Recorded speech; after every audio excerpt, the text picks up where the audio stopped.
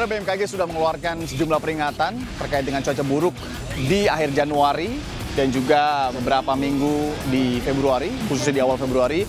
Dan salah satu bencana yang mungkin berpotensi hadir di tengah masyarakat adalah banjir yang memang biasa terjadi di awal tahun. Saya sendiri sekarang berada di Danau Sunter, Jakarta Utara, untuk mengajak Anda melihat langsung pelatihan teknik-teknik dasar dan juga pengetahuan-pengetahuan dasar dilakukan oleh Kompas Gramedia bersama dengan TNI Angkatan Laut untuk kemudian memaksimalkan pengetahuan dasar para rescuer atau relawan-relawan dari PT Kompas Gramedia itu sendiri, KG Media, untuk kemudian terjun langsung ke tengah masyarakat yang nantinya terdampak oleh bencana banjir ini. Seperti apa pengetahuan dasarnya, pelatihannya seperti apa juga, ikuti saya akan mengajak Anda nanti untuk langsung ikut pelatihannya. Pak Kiraman, selamat pagi. Terima kasih sudah mau menyempatkan waktu bersama Sapa Indonesia Air Pekan. Jadi saudara, ini adalah Pak Kiraman Sinambela. Beliau merupakan komandan dari Komando Pengendalian Krisis PT Kompas Gramedia yang sehari-harinya menjadi head office di security manager ya Pak Kiraman ya? Ya, betul. Nah Pak Kiraman, untuk tahu lebih detail sebenarnya pelatihan yang dilakukan hari ini tuh apa Pak? Ya, jadi seperti yang kita lihat, hari ini tim rescue Kompas Gramedia sedang berlatih rescue banjir atau flood rescue, yang mana tim ini nanti akan difungsikan untuk membantu evakuasi atau drop bantuan korban banjir di lokasi-lokasi pemukiman karyawan Kompas Gramedia berada dan masyarakat di sekitar lokasi pemukiman karyawan itu berada. Dan kami juga siapkan tim ini juga untuk membantu warga masyarakat yang membutuhkan bantuan pada saat banjir. Betul. Nah, kalau personelnya ini sendiri Pak, relawan-relawan ini dari mana Pak? Ya, jadi para relawan ini adalah sekumpulan karyawan dari Kompas Gramedia yang terdiri dari beberapa unit kerja. Contohnya dari Group of Manufacturing, kemudian juga dari security, juga dari departemen-departemen yang lain. Nah, ini mereka menjadi tim gabungan nanti untuk digerakkan sebagai tim relawan untuk rescue pada saat musim banjir. Kita tahu kan biasanya di bulan-bulan Februari itu suka terjadi curahan hujan yang luar biasa. Ya semoga tahun ini enggak ya. Tapi kita antisipasi, kita persiapkan. Nah, BMKG juga menyebut ya ini ada air tumpah dari langit lah ya beberapa pekan ke depan ini ya Pak ya. Iya, sepertinya begitu. Di Januari dan juga Februari 2024 ini khususnya begitu ya. Iya. Nah, kalau dari tim relawan Kompas Gramedia sendiri, ini pelatihannya dilakukan secara rutin setiap tahun atau baru ini Pak? Ya, sebenarnya kami memberikan pelatihan rutin setiap tahun. Jadi biasanya kita selenggarakan itu di bulan Oktober, kadang-kadang di bulan Januari. Oh, karena menyambut awal tahun itu? Ya, mengantisipasi musim-musim hujan. Rutin biasanya memang paling sering kami lakukan adalah dari tahun ke tahun itu setiap bulan Januari. Nah, karena setiap tahun kadang-kadang ada pergantian orang, ada yang pindah unit, ada yang sudah pensiun, ada yang resign. Nah, sehingga kita selalu mencari relawan yang baru. Kita ajak bergabung, lalu kita latih bersama-sama di sini, kerjasama dengan pelatih dari Komando Lintas Laut Militer Jakarta Utara atau Kodim Lamil TNI Angkatan Laut. Ya, karena kan itu kita akui TNI lebih kompeten lah untuk memberikan pelatihan seperti ini. Gitu Pak. Nah Pak, kenapa pelatihan ini menjadi penting untuk para rescuer? Apakah kemudian ini juga menjadi edukasi tertentu agar mereka juga tidak hanya bertugas ketika dipanggil, tapi ketika di lingkungan mereka sendiri ini harus menyelamatkan orang yang kena banjir misalnya, itu mereka juga tahu juga gitu ya? Betul. Jadi kenapa ini penting dan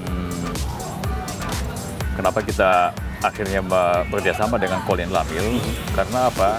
Untuk menjadi petugas atau relawan rescue itu kan berisiko tinggi.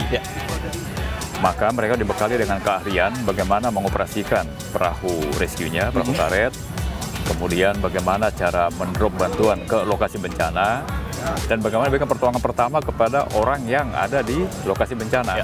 Tadi kita lihat tadi kan simulasi latihan kering, bagaimana menolong orang yang ada di arus deras. Itu ada tekniknya, dan itu memang tim pelatih kami dari Bapak-Bapak TNI Kodim Lamil memang ahlinya. memang kita harapkan bisa berbagi pengetahuan kepada teman-teman ini. Dan diharapkan juga nanti dengan kemampuan dia menguasai risiko seperti ini juga bermanfaat di lingkungan kerja. Minimal sekurang-kurangnya memberikan pertolongan pertama kecelakaan di lingkungan kerja. Ya. Mereka punya kemampuan itu. Pak Kiraman, misalkan tentu kita tidak mau ini terjadi. Ada banjir yang kemudian terjadi di sejumlah titik di Jakarta lah begitu ya, di sekitar area Kompas Gramedia ataupun di luarnya. Apa yang harus masyarakat lakukan untuk meminta bantuan Kompas Gramedia itu sendiri? Ya tentu karena ini kita prioritaskan dulu adalah untuk lingkungan pemukiman karyawan. Kami ada nomor kontak di kantor, di pusat Pengendalian krisis komando Kompas Gramedia. Itu nomor telepon sudah diketahui oleh karyawan. Jadi ketika mereka butuh bantuan, mereka akan menghubungi lewat nomor WhatsApp maupun nomor telepon langsung, kabel. Dan di sana ada petugas yang siaga standby 24 jam menerima informasi.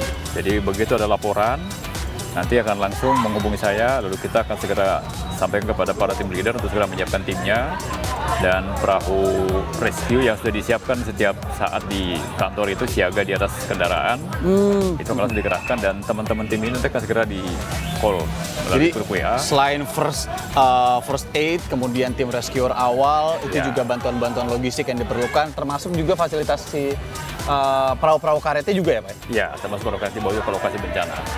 Gitu. Karena kan kalau lokasi-lokasi banjir, kita tidak mungkin mengandalkan perahu dari tempat lain. Ya. Kita bawa barang bantuan, kalau sulit menjangkau medannya, harus pakai perahu ya, kita harus operasikan perahu yang kita bawa.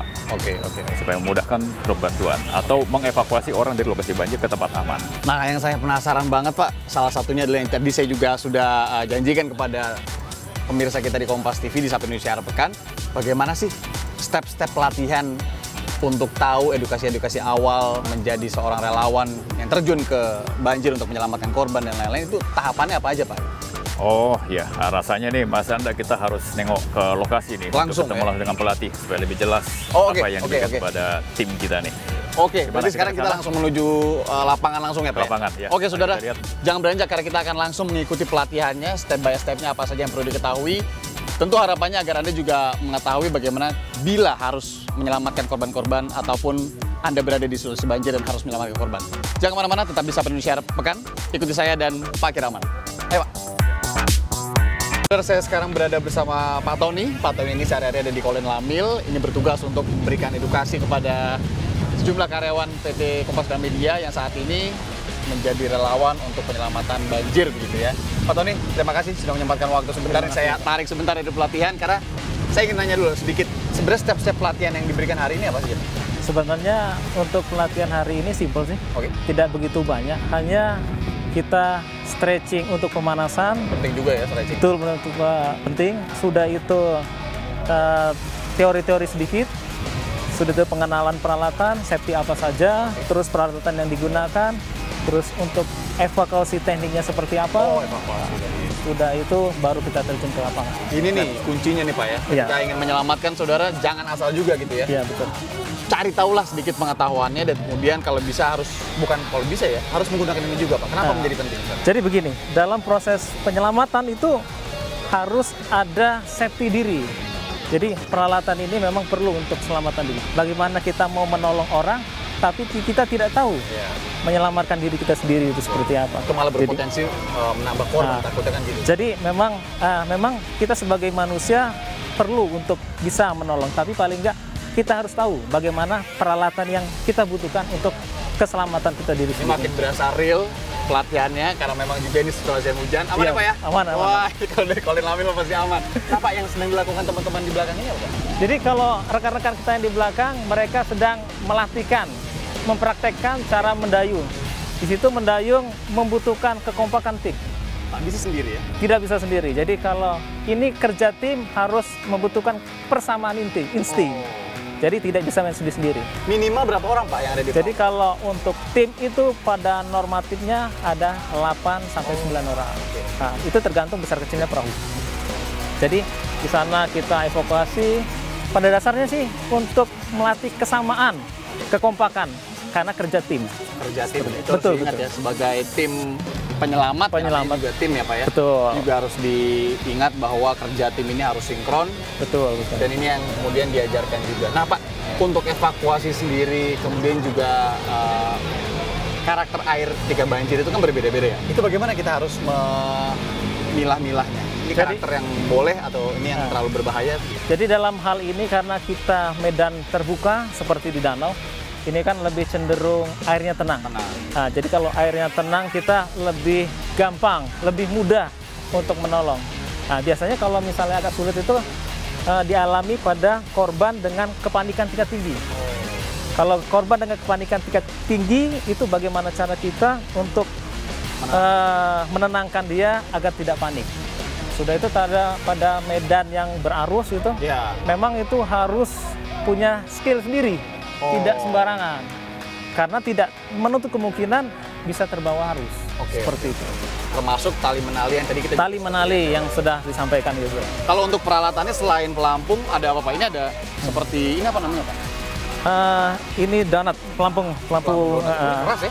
Ini keras, bahannya dari plastik, tapi di dalamnya di sini ada seperti styrofoam untuk melampungkan peralatan ini. Jadi jangan sembarangan pakai ban yang biasa dipakai juga sama berenang anak kecil gitu ya Pak? Iya, betul. Oke, kita sekarang langsung coba turun. Gimana Pak? Boleh, Kira-kira silakan. apa aja yang harus dilakukan di atas air? Tapi saya harus pakai ini berarti? Betul. Oke. Jadi Mas harus pakai peralatan ini karena ini memang standarisasi untuk keselamatan diri. Oke. Jadi pentingnya sebuah, ini namanya life jacket atau namanya sudah life jacket. baju penolong. Saya coba pakai Pak ya? Boleh Pak.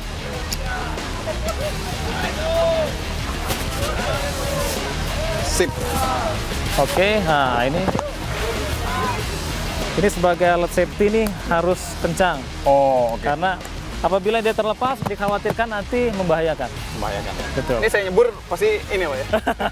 Nah, tapi kalau sudah menggunakan alat ini, insya Allah tidak akan tenggelam. Karena memang alat ini didesain untuk bisa mengapungkan tubuh seseorang. Tinggal adaptasi berenang. Penyesuaian aja. Yang dikhawatirkan karena orang tidak bisa berenang, terus kepanikan diri, tidak bisa kontrol diri, itu saja. Jadi ketenangan seorang rescuer atau penyelamat itu juga menjadi kunci apa ya? Itu utamanya. Termasuk juga tadi stretching, pemanasan, dan mengetahui medan tentunya. Betul. Oke, kita langsung coba untuk turun ke, kita naik ini Pak berarti Pak? Kalau ini bisa, perahu karet itu juga bisa. Kita tunggu dulu ya. Nah, berarti realnya itu kan ada perahu karet. Kita sambil lihat juga.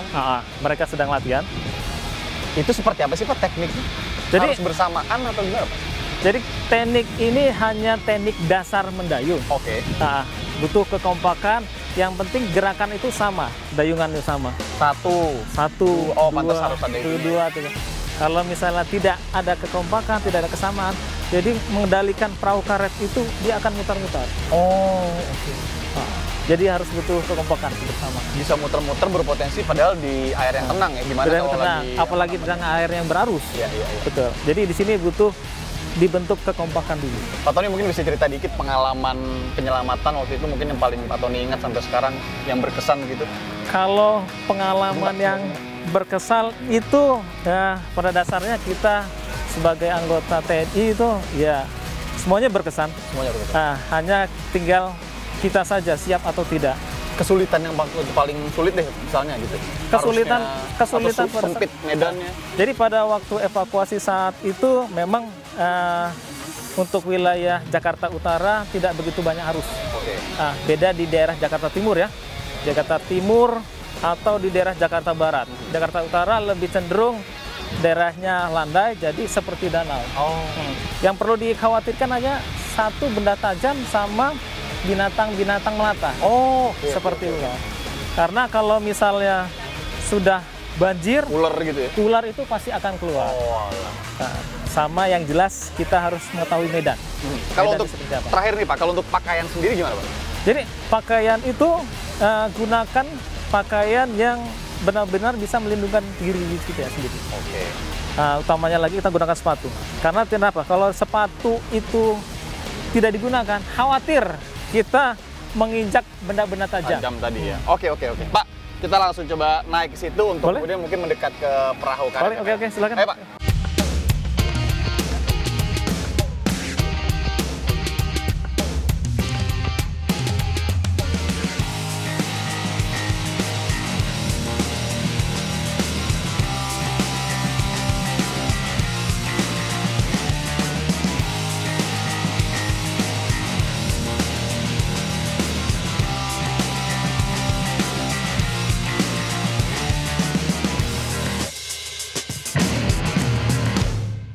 Dari beberapa rangkaian pelatihan penyelamat atau rescuer hari ini, tadi saya juga berkesempatan untuk mencoba langsung bagaimana mengevakuasi korban mengapung di banjir begitu ya. Setidaknya ada 3 hal penting yang harus dipahami. Yang pertama, kuasai teknik-teknik dasar. Yang kedua adalah kerjasama tim. Dan yang ketiga adalah ketenangan. Tadi beberapa teknik dasar untuk mengayuh atau mendayung perahu karet untuk menuju ke target itu juga ada beberapa tekniknya. Kemudian hingga mengangkat korban yang mengapung ke perahu dan memindahkannya ke daratan itu juga menjadi hal yang penting sekali agar tidak menambah cedera korban begitu ya. Seperti yang kita ketahui, cuaca buruk sedang melanda Indonesia. Beberapa daerah ini sudah disosialisasikan oleh BMKG akan berpotensi rawan banjir dan beberapa potensi bencana alam lainnya. Dan ini juga tentunya semoga mengedukasi Anda agar ketika akan menyelamatkan orang ini setidaknya mengetahui pemahaman dasarnya terlebih dahulu. Simpan kontak-kontak emergensi tim-tim penyelamat atau tim SAR sehingga ketika Anda berada di dalam situasi yang emergensi Anda bisa menghubungi mereka. Demikian, semoga menambah informasi. Sementara saya kembalikan dulu ke studio.